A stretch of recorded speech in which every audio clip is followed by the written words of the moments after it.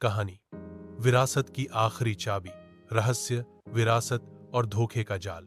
स्थान राजस्थान का एक पुराना हवेली गांव, राजगढ़। वर्ष 1987।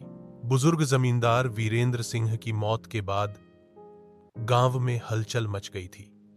सबको इंतजार था कि उनकी करोड़ों की जायदाद का वारिस कौन होगा।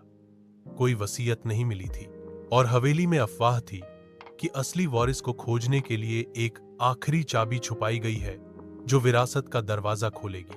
वीरेंद्र सिंह की पोती अनुष्का, जो शहर में पढ़ाई कर रही थी, दादी के कहने पर वापस हवेली आई। वो सीधी, सादी, समझदार लड़की थी, लेकिन जैसे ही वह आई, हर कोई उस पर शक की नजर डालने लगा।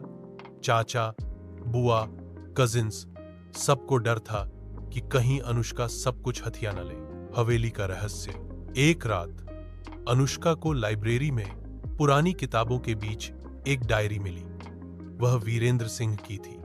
उसमें लिखा था, जो मेरी विरासत का असली हकदार होगा वही उस कमरे को खोल सकेगा जिसमें आखिरी चाबी रखी है।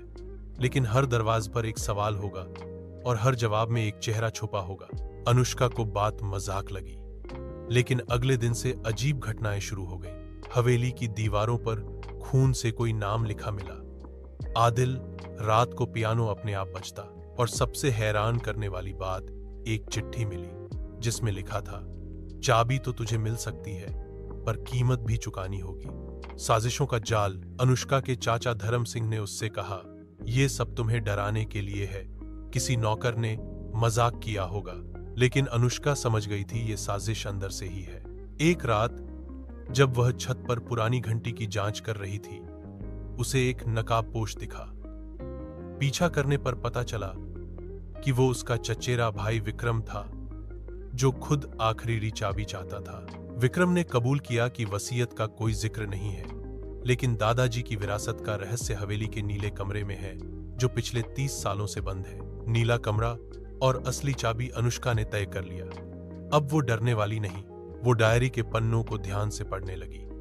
हर पन्ने में एक पहेली थी, जैसे जिस दिन सूरज सबसे पास होता है उसी दिन सबसे बड़ा सच सामने आता है। वो समझ गई, यह संकेत है मकर संक्रांति का, यानी 14 जनवरी। उसी दिन नीले कमरे की दीवार पर एक निशान चमकता था। निशान के पीछे छिपा था एक लोहे का छोटा दरवाजा। उस दरवाजे के अंदर था एक संदूक, और संदूक में विरासत की असली चाबी और वसीयत। लेकिन तभी धर्म सिंह और विक्रम वहां पहुंच गए।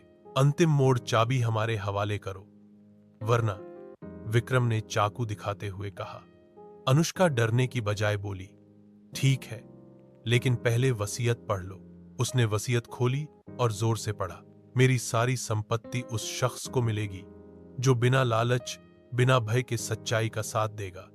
अगर कोई चाबी के पीछे धोखे से आया हो, वो खुद ही विरासत से वंचित हो जाएगा। तभी पुलिस हवेली में घुस गई। अनुष्का पहले ही सब कुछ रिकॉर्ड कर चुकी थी। विक्रम और धर्म सिंह की साजिशें, धमकी और चोरी की कोशिशें, दोनों गिरफ्तार हो गए। अंत, अनुष्का को पूरी हवेली और संपत्ति मिली, लेकिन उसने हवेली को एक स्कूल में बदल दिया, वीरेंद्र मेमोरियल स्कूल। उसने कहा, दादाजी की असली विरासत दौलत नहीं थी, वो थी सच्चाई, शिक्षा और संस्कार। सीख, सच्ची विरासत सिर्फ संपत्ति नहीं, बल्कि ईमानदारी और हिम्मत होती है।